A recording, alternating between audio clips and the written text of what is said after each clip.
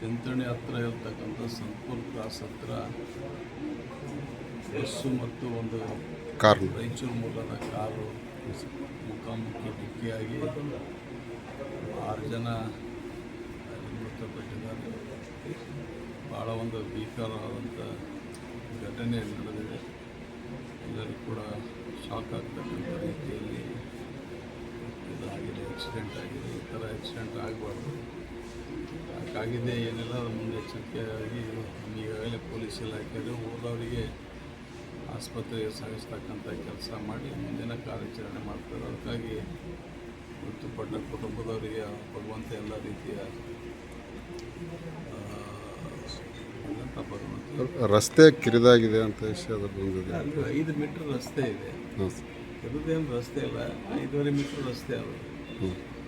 ಯಾಕಾಗ್ಯದ ಏನಾಗ್ಯದ ನೋಡಿದ್ರೆ ಸ್ವಲ್ಪ ಸ್ಪೀಡಿಂದ ಆಗಿದೆ. ನಮ್ಮನ್ನು ಇಲ್ಲಿ ದೂರಿಗೂ ಗೊತ್ತಿಲ್ಲ.